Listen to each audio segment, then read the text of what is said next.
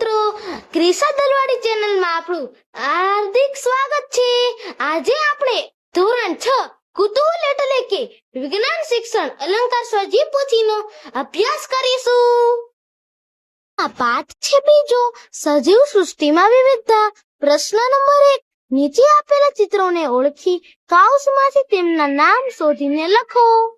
પહેલામાં તુલસી, બીજામાં ઘાસ, ત્રીજામાં દેવદાર, ચોથામાં થોર, પાંચમામાં જાળીદાર શીરા વિન્યાસ, છઠ્ઠામાં સમાંતર શીરા વિન્યાસ, સાતમામાં સોટીમય મૂળતંત્ર, આઠમામાં જાસૂદ, નવમામાં તંતુમય મૂળતંત્ર। પ્રશ્ન નંબર 2, નીચેના પ્રશ્નોના જવાબ માટે યોગ્ય વિકલ્પ પસંદ કરી તેનો ક્રમ ચોરસમાં લખો। પહેલામાં ડી, બીજામાં એ, ત્રીજામાં બી, ચોથામાં ડી, પાંચમામાં એ, છઠ્ઠામાં એ, સાતમામાં ડી, આઠમામાં એ, નવમામાં એ, દસમામાં એ, 11મામાં બી, 12મામાં ડી। પ્રશ્ન નંબર 3, કૌંસમાંથી યોગ્ય વિકલ્પ પસંદ કરી ખાલી જગ્યા પૂરો। પહેલામાં પ્રકાંડ, બીજામાં મનીવેલ, ત્રીજામાં કારેલા, ચોથામાં જાળીદાર, પાંચમામાં રણ, છઠ્ઠામાં એકદળી। પ્રશ્ન નંબર 4, યોગ્ય જૂથમાં વર્ગીકરણ કરો। પહેલામાં છોડ, તેમાં તુલસી, મકાઈ, બારમાસી, ગુલાબ, ગલગોટો। બીજું ક્ષુપ, તેમાં જાસૂદ, કરેણ, મહેંદી, દામમડી, સીતાફળી। ત્રીજું વૃક્ષ, લીમડો, જામફળી, વડ, આંબો, આસોપાલવ, બાવળ। પ્રશ્ન નંબર 5, યોગ્ય જોડકા જોડો।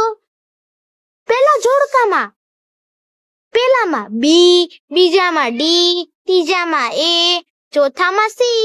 બીજા જોડકામાં પહેલામાં બી, બીજામાં સી, ત્રીજામાં ડી, ચોથામાં ઈ। પ્રશ્ન નંબર 6, નીચે આપેલા વિધાનો સામે ખરા કે ખોટાની નિશાની કરો। પહેલામાં સાચું, બીજામાં ખોટું, ત્રીજામાં ખોટું, ચોથામાં ખોટું, પાંચમામાં સાચું, છઠ્ઠામાં સાચું। પ્રશ્ન નંબર 7, નીચેના પ્રશ્નોના 1-2 વાક્યમાં જવાબ લખો। પહેલામાં મૂળતંત્રના મુખ્ય 2 પ્રકાર છે। પહેલું સોટીમય મૂળતંત્ર, બીજું તંતુમય મૂળતંત્ર। બીજામાં સોટીમય મૂળતંત્ર ધરાવતી વનસ્પતિને સહેલાઈથી ઉખેડી શકાતી નથી, દાંત, આંબો, લીમડો, વડ વગેરે। ત્રીજાનું પહેલું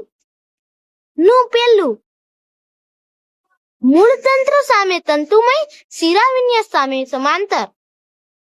બીજામાં મૂળતંત્ર સામે સોટીમય, શીરા વિન્યાસ સામે જાળીદાર। ચોથામાં મૂળો એ એક પ્રકારનું સોટીમય મૂળ છે, જેને એક મુખ્ય મૂળ હોય છે જે ખોરાકનો સંગ્રહ કરે છે। મૂળના પર્ણમાં જાળીદાર શીરા વિન્યાસ હોય છે। પાંચમામાં જાળીદાર, સમાંતર, જાળીદાર। મૂળતંત્રમાં સોટીમય, તંતુમય, સોટીમય। છઠ્ઠામાં પર્વતીય વિસ્તારમાં હિમચિત્તો, પાક, પર્વતીય બકરી, દેવદાર વગેરે જેવા સજીવો જોવા મળે છે। સાતમામાં જલીય નિવાસસ્થાનમાં માછલીઓ, વહેલ, મગર, કાચબા, જળ બિલાડી વગેરે જેવા પ્રાણીઓ જોવા મળે છે। આઠમામાં વનસ્પતિના પ્રકાંડના આધારે 3 પ્રકાર પડે છે। પહેલો છોડ, બીજું ક્ષુપ, ત્રીજું વૃક્ષ। નવમામાં અમુક બીજને 2 ભાગમાં વિભાજિત કરી શકાય છે। આ દરેક ભાગને બીજપત્ર કહે છે। ચણામાં 2 બીજપત્ર હોય છે। 10મામાં લેમન ગ્રાસના પર્ણને 2 સમાન ભાગમાં સરળતાથી વિભાજિત કરી શકાય છે, તેથી તેમાં સમાંતર શિરા વિન્યાસ હોય છે. પ્રશ્ન નંબર 8 નીચેના વાક્ય આપો. પેલામાં જે મૂળ તંત્રમાં એક જાડું અને મજબૂત મુખ્ય મૂળ હોય છે, તેમાંથી કેટલાક શાખા ઉપશાખા મૂળ નીકળતા હોય છે, તેને સોટીમય મૂળ તંત્ર કહે છે. બીજામાં જે મૂળ તંત્રમાં મુખ્ય મૂળ ન હોય અને પ્રકાંડના નીચેના ભાગમાં ઘણા બધા તંતુઓ જેવા નાના મૂળ આવેલા હોય તેને તંતુમય મૂળ તંત્ર કહે છે. ત્રીજામાં પર્ણોમાં શિરાઓ સમાંતર ગોઠવાયેલી હોય તો આવા શિરા વિન્યાસને સમાંતર શિરા વિન્યાસ કહે છે.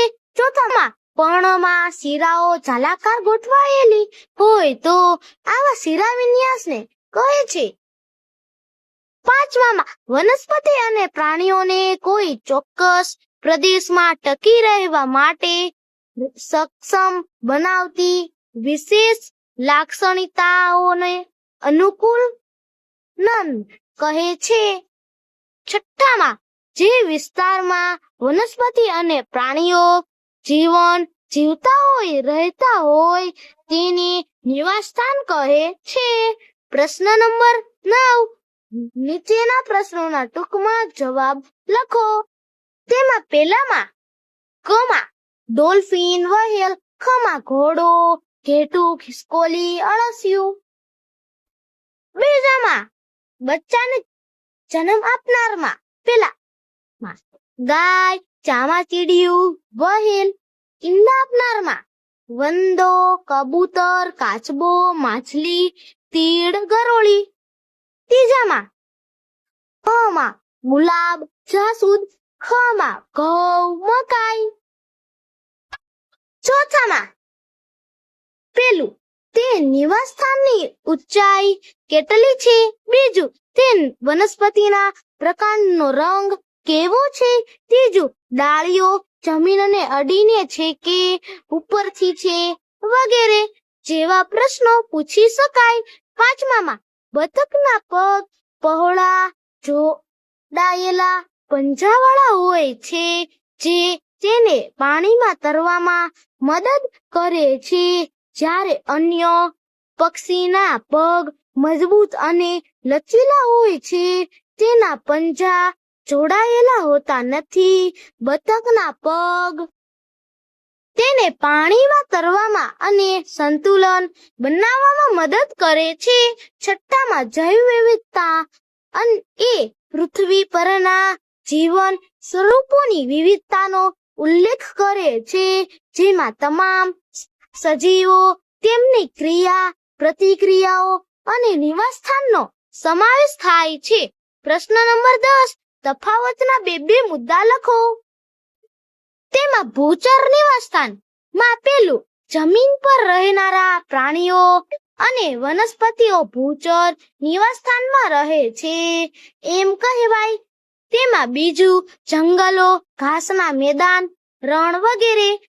જલીય નિવાસસ્થાનમાં પેલું જે પાણીમાં જીવન જીવે છે તેવા વનસ્પતિ અને પ્રાણીઓ જલીય નિવાસસ્થાનમાં રહે છે એમ કહેવાય. તેમાં બીજું તળાવ, નદી, સરોવર, સમુદ્ર વગેરે. તેમાં બીજો તફાવત સોટીમય મૂળ તંત્ર માં પેલું તેમાં મુખ્ય મૂળ હોય છે અને તેને શાખા અને ઉપશાખા મૂળ હોય છે. તેમાં બીજું ઉદાહરણ તુલસી, બારમાસી, આંબો, લીમડો વગેરે. તંતુમય મૂળ તંત્રમાં પેલું તેમાં મુખ્ય મૂળ હોતું નથી, તેને ઘણા તંતુઓ જેવા નાના મૂળ હોય છે. તેમાં બીજું ઉદાહરણ બાજરી, જુવાર, ઘાસ, ઘઉં વગેરે. ત્રીજો તફાવત માં સમાંતર શિરા વિન્યાસમાં પેલું તેમાં પર્ણોની શિરાઓ સમાંતર ગોઠવાયેલી હોય છે. તેમાં બીજું પર્ણોને ચીરતા તે સીધું ચીરાય છે. ઉદાહરણ ઘઉં, બાજરી, કેળ વગેરે. તેમાં જાળીદાર શીરા વિન્યાસમાં પહેલું, તેમાં પર્ણની શીરાઓ જાલાકાર ગોઠવાયેલી હોય છે. બીજું, પર્ણને ચીરતા વાકું ચૂકું ચીરાય છે. ઉદાહરણ પીપળો, વડ, આંબો વગેરે. પ્રશ્ન નંબર 11. નીચે આપેલા પ્રશ્નોના મુદ્દાસર જવાબ લખો. તેમાં પહેલું, પર્વતીય અને મેદાનમાં જોવા મળતી બકરીઓ ઘાસ, પણ વગેરે ખાય છે, એટલે કે શાકાહારી હોય છે. બંનેને પગમાં ખરી અને શિંગડા હોય છે. બીજું, પર્વતીય બકરીમાં ખૂંદ જેવો ભાગ હોય છે, જેમાં ખોરાકનો સંગ્રહ કરે છે. મેદાનમાં જોવા મળતી બકરીમાં તે ખૂંદ જેવું હોતું નથી. મેદાનમાં જોવા મળતી બકરીની સરખામણીમાં પર્વતીય બકરીના લાંબા અને વધુ હોય છે. પર્વતીય વિસ્તારમાં ખોરાક લાંબા સમય બાદ મળે છે, જ્યારે મેદાની પ્રદેશમાં એવું થતું નથી.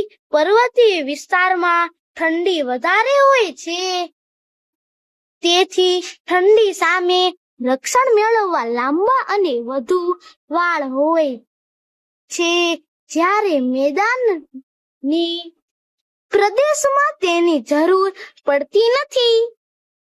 તેમાં બીજું માં પેલો, આબોહવા પરિવર્તન. છોડ હવાને તાજગી આપે છે. વન ગ્લોબલ વોર્મિંગ અને ગ્રીન હાઉસ ટાપુઓમાં વધારો કરશે. બીજું, જૈવ વિવિધતા. વન નાબૂદીથી પ્રાણીઓ, પક્ષીઓ અને છોડની વિવિધ પ્રજાતિઓ નાશ થશે. તેમાં ત્રીજું, વાયુ પ્રદૂષણ. વન નાબૂદીથી વાયુ પ્રદૂષણ વધશે, જે વિવિધ રોગો તરફ દોરી જશે. તેમાં ચોથું, જળચક્ર. વન નાબૂદીથી વરસાદની પેટર્નમાં ફેરફાર થશે, જેની અસર કૃષિ ઉપર થશે. અછત, ભૂગર્ભમાં જળસ્તરમાં ઘટાડો વગેરે જેવી બાબતોનો સમાવેશ થશે. વરસાદી વાતાવરણમાં વૃક્ષો રોપણ કરવું, લાકડાઓના વપરાશ પર નિયંત્રણ કરવું, જંગલોમાં વૃક્ષો કાપવાની પ્રક્રિયા પર અંકુશ લાવવો વગેરે. તેમાં ત્રીજું, તેમાં ઉદાહરણમાં લખો. સરવર, ગાજર, ચણા, ઘાસ, મકાઈ. તેનો પેલો સવાલ નો જવાબ, ગ્રુપ એ ની વનસ્પતિના પર્ણમાં જાળીદાર શીરા વિન્યાસ હોય છે. તેમાં બીજો સવાલ નો જવાબ, ગ્રુપ બી માં બી ની વનસ્પતિના પર્ણ સમાંતર શીરા વિન્યાસ હોય છે. તેમાં ચોથું, માછલીનું શરીર ચપટું હોડી આકારનું અને લીસું હોય છે, જેને ધીરારેખીય આકાર કહે છે, જેનાથી પાણીમાં તરતી વખતે ગતિ અવરોધ ઓછો નડે છે. માછલીના શરીર પર ભીંગડા હોય છે, જે કાયમ પાણીમાં રહેવા છતાં પાણી શરીરમાં દાખલ થવા દેતું નથી. પાણીમાં પ્રચલન માટે મીન પક્ષો હોય છે. દિશા બદલવા માટે પૂંછડી હોય છે, જે સંતુલન રાખવામાં મદદ કરે છે. શ્વસન માટે ચૂઈ હોય છે, જે પાણીમાં આઘળેલો ઓક્સિજન લેવામાં મદદરૂપ થાય છે. તેમાં પાંચમું, રણમાં થોર બાસ્યો જન દ્વારા મુખ્ય જ ઓછું પાણી ગુમાવે છે. તેમાં પર્ણો જેવી રચના હકીકતે તેનું પ્રકાંડ છે, જેમાં પ્રકાશ સંશ્લેષણની ક્રિયા થાય છે. તેનું પ્રકાંડ જાડું અને મીણયુક્ત સ્તરથી આવૃત હોય છે, જે પાણી જાળવવામાં મદદ કરે છે. તેના મૂળ પાણીનું શોષણ કરવા માટે જમીનમાં ખૂબ ઊંડે સુધી જાય છે. તેમાં છઠ્ઠું માં પેલું ચિત્ર સમાંતર શિરા વિન્યાસ ધરાવતું પણ મકાઈ ડોડું અને જાળીદાર શિરા વિન્યાસ ધરાવતું પણ એટલે કોઈ પણ એવી રેખાઓ હોય છે. ત્રીજું સોટીમય મૂળ તંત્ર, તેમાં આવું ચિત્ર અને ચોથું તંતુમય મૂળ તંત્ર, તેમાં આવું ચિત્ર. પ્રશ્ન નંબર 12 વૈજ્ઞાનિક કારણ આપી સમજાવો. તેમાં પહેલાનો જવાબ જે સજીવો જમીન અને પાણી બંને પ્રકારના નિવાસ સ્થાનમાં રહી શકતા હોય તેને ઉભયજીવી સજીવ કહે છે. દેડકો જમીન અને પાણી બંને પ્રકારના નિવાસસ્થાનમાં રહી શકતો હોવાથી તે ઉભયજીવી સજીવ છે. તેમાં બીજું ઊંટ રણ પ્રદેશમાં વસવાટ માટેના અનુકૂલનો ધરાવે છે. તેના પગના તળિયે ગાદી જેવો ભાગ હોય છે જે ગરમ રેતીમાં ચાલવા માટે અનુકૂલન ધરાવે છે. ઊંટના પગ લાંબા હોય છે જે તેના શરીરને રણની ગરમીથી દૂર રાખે છે. તે લાંબા સમય સુધી પાણી અને ખોરાક વિના ચલાવી શકે છે. આથી ઊંટને રણનું વાહન કહે છે. તેમાં ત્રીજું નો જવાબ અત્યંત ઠંડા પ્રદેશના પર્વતોમાં વારંવાર બરફ વર્ષા થાય છે. આવી સ્થિતિમાં ટકી રહેવા માટે બરફ પર્વતીય વિસ્તારમાં જોવા મળતી વનસ્પતિના પર્ણ અને વનસ્પતિનો આકાર શંકુ હોય છે. તેમાં લવચીક ઢોળાવવાળી શાખાઓ હોય છે.